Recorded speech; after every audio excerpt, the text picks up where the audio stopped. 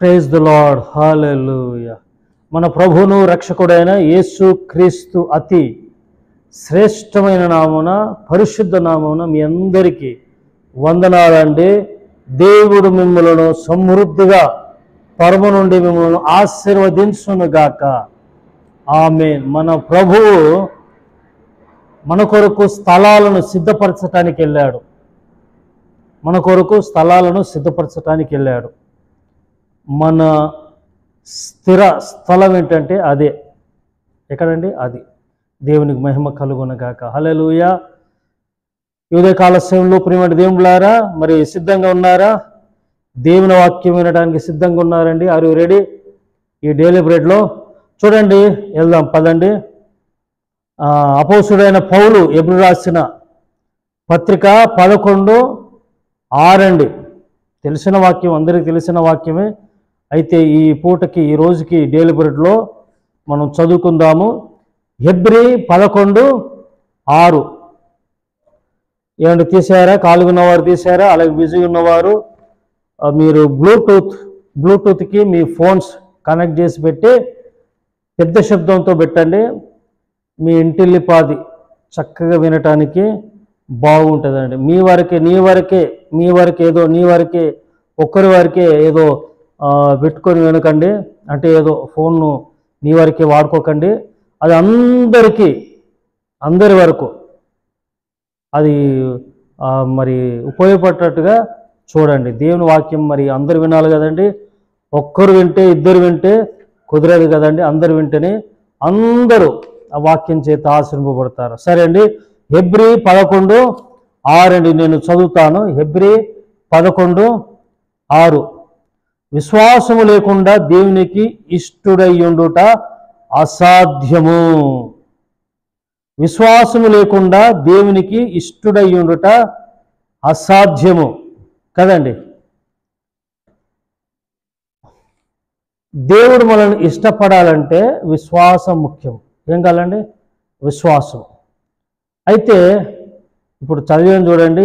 దేవునికి విశ్వాసం లేకుండా దేవునికి ఇష్టుడై ఉండట అసాధ్యము. దేవుని యొద్దకు వచ్చువాడు ఆయన ఉన్నాడనియు, తను వెదుకు వారికి ఫలము దయచేవాడనియు నమ్మవలను కదా అని కదండి. విశ్వాసము లేకుండా దేవునికి ఇష్టుడై ఉండట అసాధ్యము. మరి ఆయన యొద్దకు వచ్చువాడు ఆయన ఉన్నాడని, తన్ను వెదుకు వారికి ఫలము దయచేస్తాడని నమ్మాలి కదా. ఇది ఏంటండి? మరి విశ్వాసం ఉంటేనే ఆయన దగ్గర వస్తాం కదా. విశ్వాసం లేకపోతే ఆయన దగ్గరికి రాలేము. చూడండి, ఈరోజు క్రియలు కలిగిన విశ్వాసం ఏంటంటే చేతలతో కూడిన విశ్వాసం చూద్దాం. మనము చాలాసార్లు విశ్వాసం గురించి వింటూ ఉంటాము. విశ్వాసం అంటూ ఉంటాం. పద్దాక విశ్వాసం నోటి వరకే, ఆ మాటల వరకే ఉంటాయి. కానీ మరి ఆ చేతల్లో కూడా ఉండాలి కదా.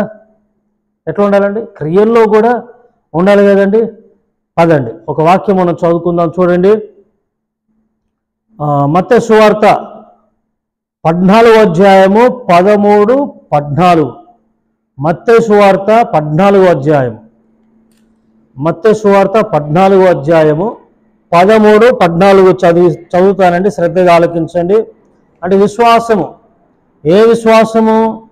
చేతలతో కూడిన, క్రియలతో కూడిన విశ్వాసం.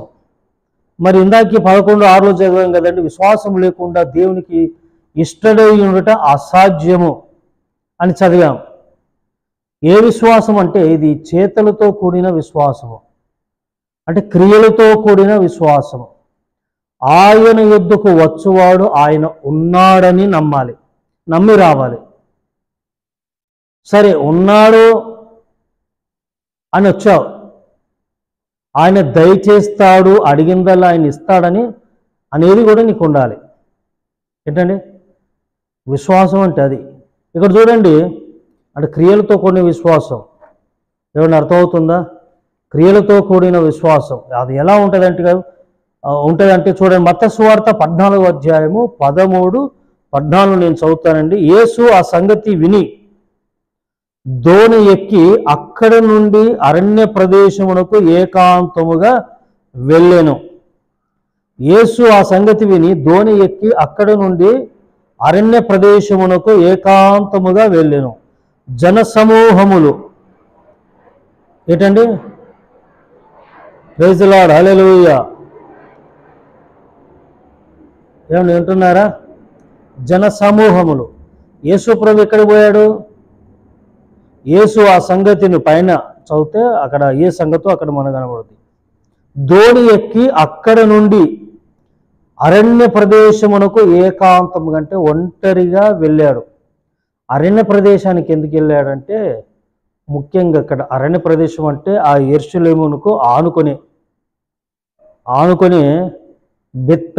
బెత్పెగే ఓలీవల కొండ ఉంటుంది, అక్కడికి వెళ్తాడు. అదంతా అరణ్య ప్రదేశం. అటువైపు అన్ని చెట్టు చేమ ఉంటుందండి.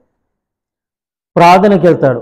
దోణి ఎక్కి ఆ సంగతి విని దోణి ఎక్కి వెళ్ళిపోతే జనసమూహము ఆ సంగతి విని ఏం చేశారండి? విని పట్టణముల నుండి కాలి నడకను ఆయన వెంట వెళ్ళిరి. హల్లెలూయా. ఏంటండి? కాలి నడకగా పట్టణముల నుండి. పట్టణంలో ఏమేమి ఉంటాయండి? సరే, ఈ రోజుల్లో మన హైదరాబాదులో అయితే మోటార్ సైకిల్ లేనివారు అంటూ ఎవరు లేదే కుటుంబం ఉండదు. మరి ఇప్పుడైతే కారు లేని కుటుంబాలు పెద్దగా కనబడవు కదా. కారు ప్రతి ఒక్క వాళ్ళ నాన్న కారు, వాళ్ళ అమ్మ కారే, వాళ్ళ అబ్బాయి కారే, కూతురు అందరికీ కార్లే ఉంటున్నాయి ఈ రోజుల్లో. సరే, ఈ రోజుల్లో మరి ఆ రోజుల్లో మరి పట్టణం వదిలేసి ఖాళీ నడకగా. ఏంటండి ఖాళీ నడకగా? అంటే చేతల్లో చూపించారు విశ్వాసం. ఏంటండి? చేతల్లో చూపించారు విశ్వాసం. చేతులతో విశ్వాసమును చూపించి బయలుదేరిపోయారు. యేసయ్య ఎక్కడైతే ఉన్నాడో అక్కడికి అరణ్య ప్రాంతంలోకి వెళ్ళిపోయినప్పుడు ఆయన వచ్చి ఆ గొప్ప సమూహమును చూచి వారి మీద కనికరపడి వారిలో రోగులైన వారిని స్వస్థపరిచెను. చాలండి. దేవుడు కనికరపడాలంటే, మన మీద కనికరపడాలంటే పట్టణాన్ని విడిచిపెట్టినట్టుగా. ఏంటండి? పట్టణాన్ని విడిచిపెట్టారు. ఖాళీ నడకగా. ఏంటంటే చెప్పాలి, పట్టణాన్ని విడిచిపెట్టి వారికి ఉన్న ఉద్యోగాన్ని విడిచిపెట్టారు. వారికి ఉన్న పరపతి, వారికి ఉన్న ధనము, వారికి ఉన్న ఉద్యోగాలను పక్కన పెట్టేసి ఖాళీ నడకగా ఏంటండి నడిచిపోయారు. వెళ్ళిపోయి చేతుల్లో చూపించారు విశ్వాసం. అక్కడ ఏంటండి ఉన్న కాడే ఇంటి దగ్గరే ప్రభు వస్తే బాగుండు, ఆయన వస్తే బాగుండు, నన్ను ముడితే బాగుండు, నన్ను బాగు చేస్తే బాగుండు అనుకోలే. ఏం చేశారంటే లేచి చేతుల్లో చూపించారు విశ్వాసమును చేతుల్లో చూపించి యేసయ్య కాడికి వెళ్తే యేసయ్య ఏం చేశారండి? వారి విశ్వాసమును చూచారు. దేవునికి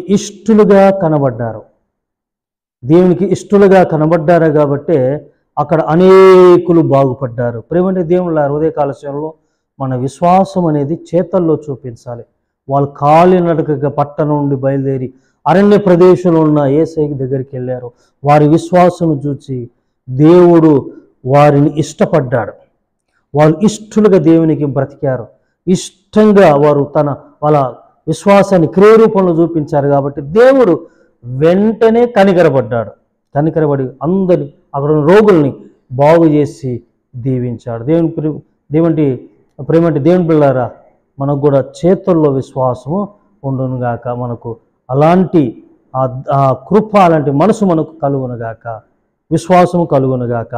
ఆమేన్. ప్రార్థనండి. మహాగణుడ పరిశుద్ధులకు దేవా, పట్టణం విడిచిపెట్టి ఎదుగుతండి ఖాళీ నడకగా అరణ్య ప్రదేశంలో నీ కాడికి వచ్చి ప్రభు ఎదుగు తండ్రి బాగుపడ్డారు. వారి విశ్వాసమును చూశారు ప్రభు. వారి విశ్వాసము ప్రభు మీకు ఇష్టంగా ఉంది.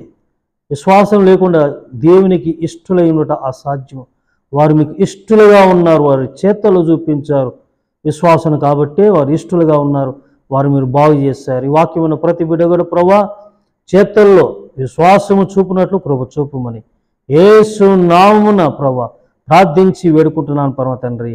ఆమేన్. God bless you all. Praise the lord. దేవునికి స్తోత్రం. హల్లెలూయా.